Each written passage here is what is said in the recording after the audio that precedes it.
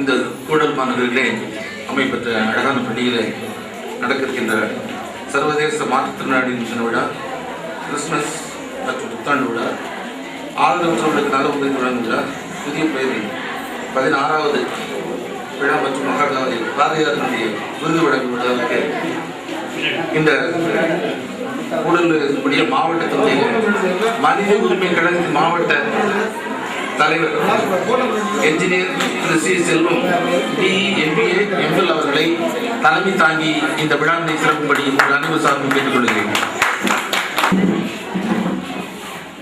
ஓய்வு பெற்று அவர்கள் மேடை கலைக்கிறோம்.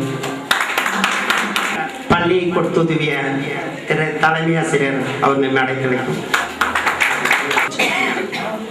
அடுத்து எங்களது எல்லா நிகழ்ச்சிகளும் ஒரு நிகழ்ச்சியில் எல்லா நிகழ்ச்சியிலும் தொடர்ந்து பங்கேற்றுக் கொண்டிருக்கும் திரு பாலசுப்ரமணியம் அவர்களை மேடை பெறும்படி அளிக்கிறோம். துவக்கமாக இறை வணக்கம்.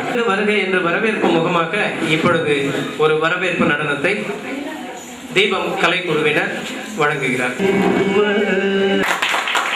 அவங்களை பேச வருமாறு வணக்கத்தை தெரிவித்துக் கொள்கிறேன்.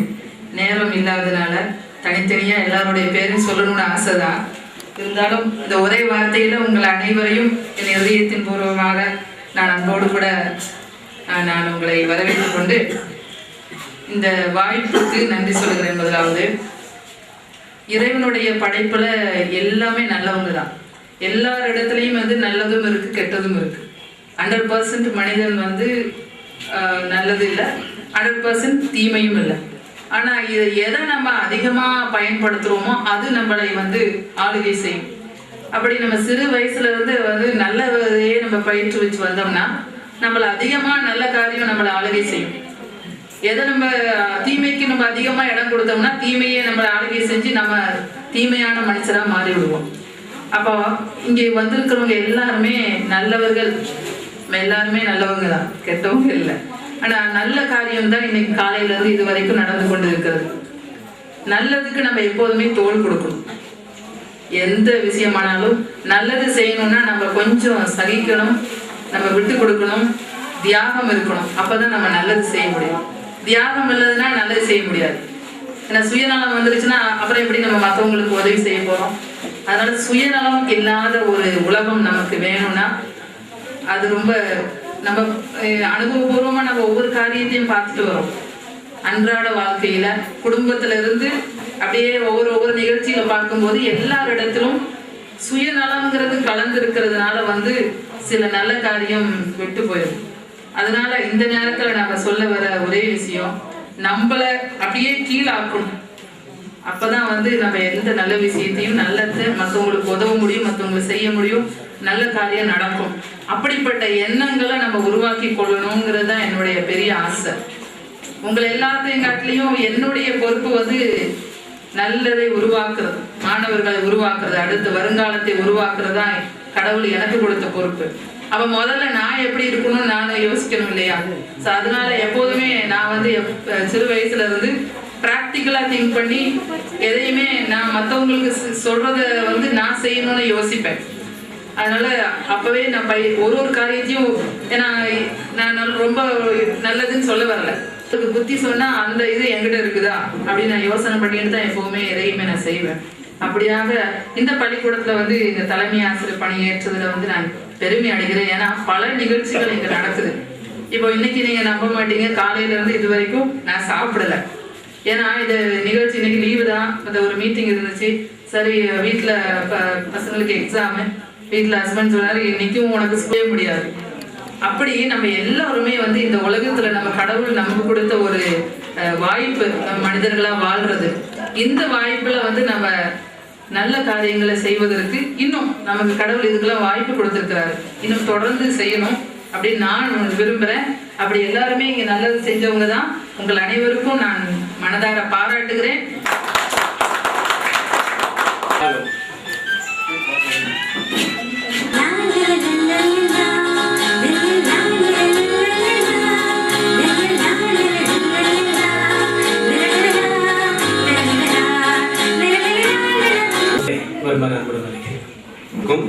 அவையில் அமர்ந்திருக்கும் எல்லா எல்லா என் உடன் பிறப்புகளுக்கும் என்னுடைய வாழ்த்துதலை தெரிவித்துக் கொள்கிறேன்.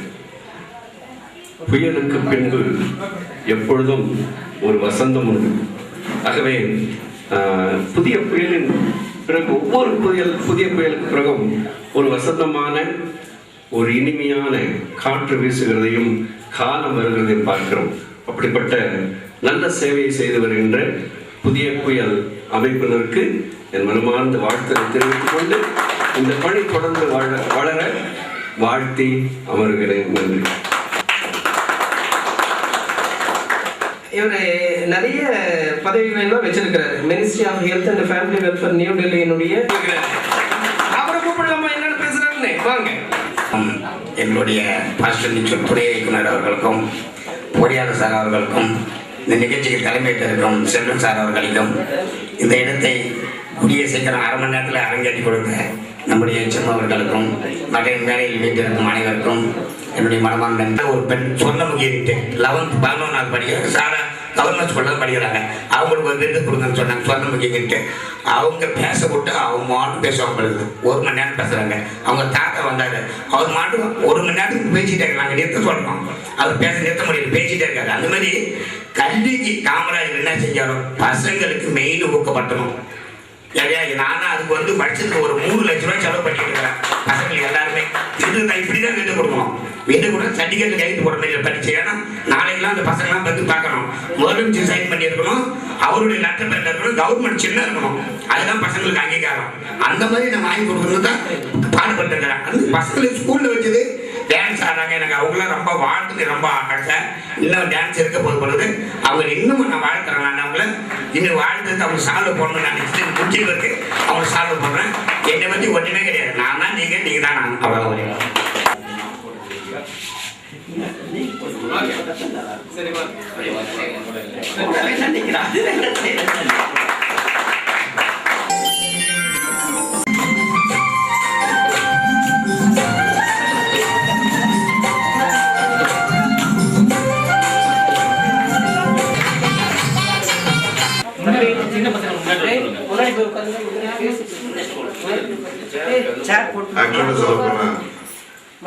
நான் இங்க வந்த பிறகு 5 அடி 6 அங்குலம் இருந்தவன் அநேகமா இப்ப 3 அடிக்கு இன்னும் கீழே குறைஞ்சு போன மாதிரி ஒரு காரணம் என்னன்னா, ஒவ்வொருத்தர் பத்தி விஷயங்கள் தெரியும் போது நான் ஒண்ணுமே இல்லை. அதுதான் நான் இங்க கத்துக்கிட்டு போறேன். இன்னைக்கு பாடம் ஆக்சுவலா அந்த சின்ன குழந்தைங்க எவ்வளவு நல்லா டான்ஸ் போட்டாங்க. அதே மாதிரி இந்த டைப் ஆஃப் சிங்கிங் நான் இப்பதான் ஃபர்ஸ்ட் டைம் கேட்கிறேன். ஏன்னா இதுக்கு முன்னே எனக்கு தெரியாது. இந்த மெத்தட்ல ஒரு மியூசிக் பஞ்சம் போல் ரொம்ப லைட் ஆகி ரொம்ப சந்தோஷமா இருக்கிறேன். ஏன்னா நாங்க அலுவலகத்துல ஏதோ ஒரு பிஸியா இருந்துட்டு ஏதோ ஒரு வேலையில பார்த்துக்கிட்டு அந்த மாதிரி இருக்கிற சூழலில இருந்து மாறுபட்டு ஆர்வம் இந்த மாதிரி ஃபங்க்ஷன்ஸ் நிறைய வாட்டி என்னை கூப்பிடுவாரு. ஆனா பணிகள் காரணமாகட்டும் இல்லை சொந்த வேலை காரணமாகட்டும் என்னால் வர முடியாத சூழ்நிலை இருந்தது. ஆனால் ரொம்ப நாளுக்கு அப்புறம் திரும்பி இந்த மாதிரி ஒரு ஃபங்க்ஷனில் நான் கலந்தது எனக்கு ரொம்ப சந்தோஷமாக இருக்கு. நீலகிரியில் ஒரு ஐலண்டுன்னு சொல்லணும்னா நம்ம கூடலூர் தான். அதே மாதிரி தமிழ்நாட்டில் ஒரு பனிஷ்மெண்ட் ஏரியான்னு சொல்லணும்னாலும் கூடலூர் பகுதி அந்த அளவுக்கு பேர்பட்ட இடத்துல அதுக்கு சம்பந்தமான வாடையே இங்கே இல்லை. ரொம்ப இனிமையாக இருக்கு, ரொம்ப நல்லா இருக்கு. அதே மாதிரி என்ன சொல்லணும்னா, ஒவ்வொருத்தரை பற்றி மற்றவங்களை பற்றி தெரிஞ்சுக்கும் போதுதான் தெலுங்குல ஒரு தியாகராஜர் கீர்த்தனை இருக்கு, எந்தளவு மகானுபாவில் அந்தரிக்கே வந்தாலும். அதுக்கு மீனிங் ஒண்ணு இல்லை. எத்தனையோ பெரிய மகான்கள் எல்லாருக்கும் வணக்கம். அதுதான் அவர் கிட்டத்தட்ட 125 வருஷத்துக்கு முன்ன ஒரு பாட்டா படிச்சுட்டு போயிட்டாரு. ஆனா அதனுடைய பாவம் இன்னைக்கு நான் நேரடியா ரசிக்கிறேன்.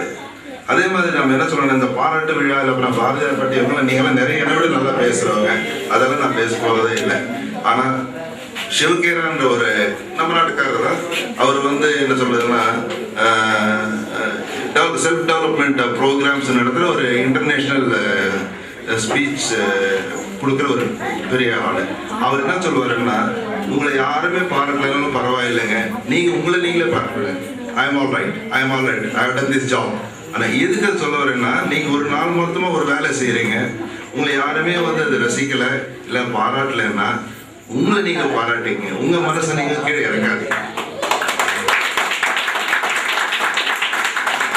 அவரை சொன்ன இது ஆறுமுகம் வந்து மறைமுகமா செய்துட்டு இருக்காரு.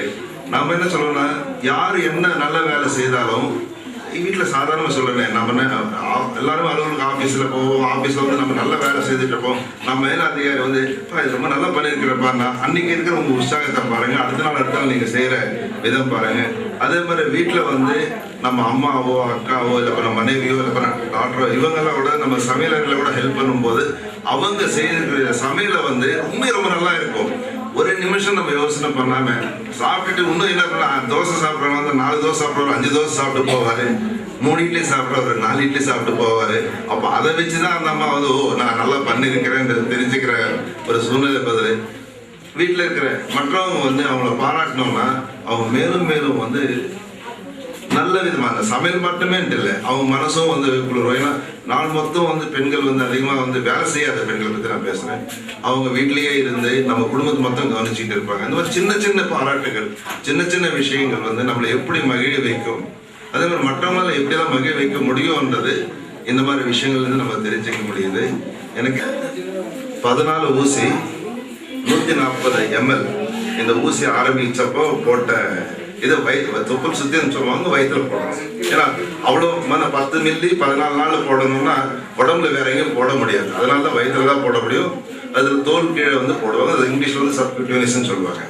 அந்த மருந்து வந்து இன்னைக்கு நிறைய பரிசோதனைகள், நிறைய டாக்டர்ஸ், நிறைய ரிசர்ச் ஸ்காலர்ஸ் அவங்கவுங்க ஃபீல்டில் வந்து அவங்க பண்ண வேலையில் அதனுடைய பரிமாணம் குறைந்து எவ்வளோ சொல்கிறேன்னா மொத்தம் ஊசியே 0.8 ml 140 ml எங்க 0.8 ml எங்க, அது 4 ஊசியாக போடுறோம். ஆனால் 4 ஊசியாக போடுறதுன்னா 2 இடையில போடுவோம், இங்கே ஒரு ஊசி இங்கே ஒரு பட்டக்கில் ஒரு ஊசி, அந்த மாதிரி 4 நாள் போவோம்.